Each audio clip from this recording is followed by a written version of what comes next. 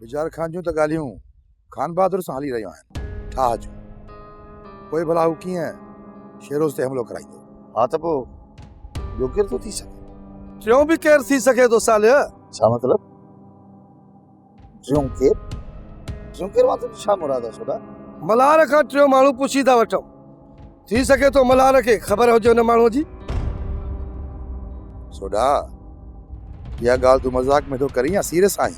थी सघे थो मल्हार मुंहिंजो अंदाज़ो ग़लति हुजे ऐं ईअं बि थी सघे थो त इहो कारनामो तुंहिंजो हुजे। ही तूं कहिड़ी बकवास करे रहियो आहीं? तूं मुंहिंजो दोस्त आहीं या दुश्मन जो तूं मुंहिंजे मथां एॾी वॾी तहमत हणी रहियो आहीं? यार पाण में आहियूं इन जे करे मूं इहा ॻाल्हि तोखां पुछी आहे। पर तुंहिंजे ज़हन में इहो ख़्यालु छो ऐं कीअं आहे? इन जी का ख़ासि वजह? साले मूं सम्झो त मल्हार पंहिंजी भेण जी शादी शेरोज़ सां रोकण जे लाइ। अहमक जेकॾहिं अहिड़ी का ॻाल्हि हुजे हा त छा मां हुनखे ज़िंदा छॾे ॾियां ऐं उहो सभु करण खां पोइ छा माण्हू जी तबियत पुछण लाइ हिते अचां? इहो सभु ॻाल्हियूं छॾियो। इहो सोच खूनी कोट ते हमिलो कीअं कजे ऐं केॾी महिल हलिजे। ऐं हा ॿियो कंहिंखे साण खणंदो? मां ई सोडो हिते मौजूदु आहीं। बाक़ी तुंहिंजी मर्ज़ी आहे तूं जंहिंखे बि वठी हली। पर हा खान बहादुर खे आगाह कजे या न? खान बहादुर सां ज़रूरु ॻाल्हाइजे हा। पर खान बहादुर जे पुट जो जेको मसइलो थी पियो आहे न बड़े कुझु मुंझाए वियो। ऐं जॾहिं त खान बहादुर बि इन परेशानी थी मां त चाहियां थो त इन विच में इहो साटो हली करे थो अचे।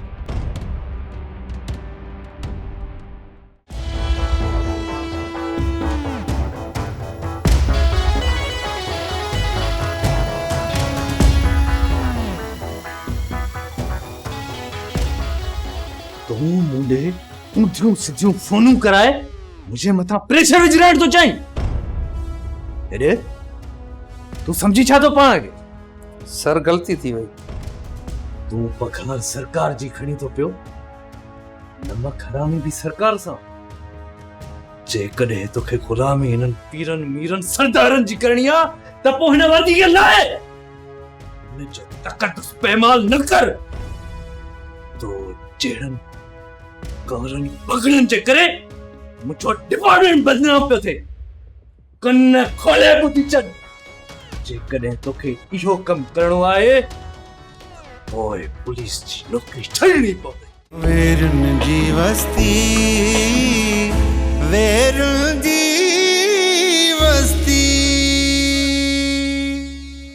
सब्सक्राइब कयो असांजो ऑफिशियल YouTube चैनल सिन टीवी HD ड्रामा ऐं वधीक अपडेट लाइ बेल आइकन खे क्लिक करियो।